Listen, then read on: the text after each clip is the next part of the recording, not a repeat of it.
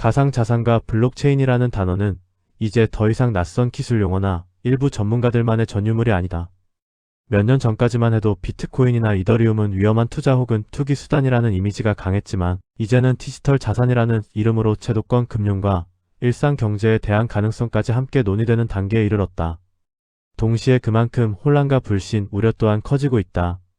기술은 빠르게 발전했지만 이를 이해하고 판단할 수 있는 사회적 공감대와 정보는 여전히 부족하기 때문이다. 이러한 흐름 속에서 최근 커뮤니티와 블록체인 생태계에서 자주 언급되는 이름이 바로 위파이다. 위파이를 두고 누군가는 새로운 금융 실험이라고 말하고 또 다른 누군가는 정체가 불분명한 프로젝트라며 경계한다. 평가가 극단적으로 갈리는 이유는 단순하다. 위파이가 우리가 익숙하게 알고 있는 회사의 모습과 매우 다르기 때문이다. 이 지점에서 중요한 질문이 하나 생긴다. 위파이는 과연 어떤 성격의 존재인가, 그리고 우리는 이를 어떤 관점에서 이해해야 하는가라는 질문이다. 일반적으로 우리가 떠올리는 회사는 명확하다. 대표이사와 임원진이 있고 법인 등록이 되어 있으며 제품이나 서비스를 판매하고 문제가 생기면 책임을 지는 주체가 분명하다. 은행이나 증권사 같은 금융기관은 여기에 더해 금융당국의 허가와 감독을 받으며 예금자 보호나 투자자 보호 장치도 갖추고 있다. 하지만 위파이는 이러한 구조와는 전혀 다른 방향에 서 있다. 위파이는 특정 국가에 등록된 전통적인 주식회사라기보다는 블록체인 기술을 기반으로 한 하나의 플랫폼형 프로젝트 혹은 구조에 가깝다. 위파이를 이해하기 위해서는 회사라는 틀을 잠시 내려놓을 필요가 있다. 위파이는 중앙에 강력한 CEO가 모든 의사결정을 내리는 조직이 아니다. 개발, 운영, 마케팅, 커뮤니티 관리 등의 역할이 분산되어 있고 참여자들이 각자의 역할을 수행하는 프로젝트형 구조를 띈다. 일부 영역에서는 DAO, 즉 탈중앙 자율조직의 개념도 부분적으로 적용된다. 이는 전통 금융이나 기존 기업 문화에 익숙한 사람들에게는 매우 낯설고 불안하게 느껴질 수 있는 구조다. 위파이가 강조하는 핵심 개념은 탈중앙 금융, 즉 디파이다. 디파이는 은행이나 증권사 같은 중개기관 없이도 금융활동이 가능하다는 발상에서 출발한다.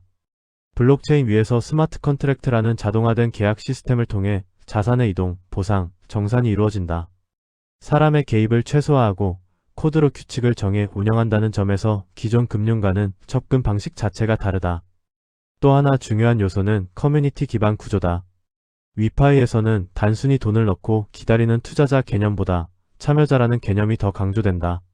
활동, 기여, 추천, 네트워크 확장 등 커뮤니티 내에서의 역할과 참여가 보상 구조와 연결된다. 여기서 사용되는 토큰 역시 주식이나 지분과는 성격이 다르다. 법적으로 회사의 소유권을 의미하지 않으며 배당을 약속하는 증권도 아니다. 오히려 플랫폼 안에서의 사용권, 참여권, 보상 수단에 가깝다. 이 지점에서 많은 오해가 발생한다. 기존 금융에 익숙한 사람들은 토큰을 주식처럼 생각하거나 회사가 발행한 상품으로 받아들이기 쉽다. 하지만 위파이가 스스로 밝히는 전제는 비교적 분명하다. 이는 수익을 보장하는 투자 상품이 아니며 참여에 따른 결과는 개인의 판단과 책임이라는 점이다. 다시 말해 원금 보장이나 확정 수익 같은 표현과는 거리를 둔다. 물론 이러한 구조가 장점만 있는 것은 아니다. 장점부터 살펴보면 중앙 통제에서 벗어난 새로운 금융 모델을 경험할 수 있다는 점이 있다. 기존 금융 시스템에서는 접근하기 어려웠던 구조, 예를 들어 DAO 같은 개념을 실제로 접하고 학습할 수 있는 기회를 제공한다.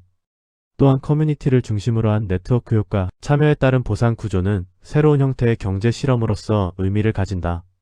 반면 단점과 위험 요소도 분명히 존재한다. 가장 큰 문제는 책임 주체가 명확하지 않다는 점이다. 문제가 발생했을 때 어디에 책임을 물어야 하는가라는 질문에 명확한 답을 찾기 어렵다. 시스템 자체가 복잡해 일반인이 이해하기 어렵고 제도권 금융처럼 법적 보호장치가 마련되어 있지 않다는 점도 큰 부담이다. 특히 기존 금융상품처럼 안정성과 보호를 기대하는 사람들에게는 매우 위험하게 느껴질 수밖에 없다. 그래서 위파이와 같은 프로젝트를 바라볼 때 가장 중요한 것은 태도다. 무조건적인 옹호도, 무작정 사기라고 단정하는 비난도 모두 위험하다. 가상자산 시장은 이미 수많은 시행착오를 겪었고 그 과정에서 실제 피해를 입은 사람들도 많다. 그렇기 때문에 지금 우리 사회에 필요한 것은 감정적인 판단이 아니라 구조에 대한 이해와 정보의 공유다.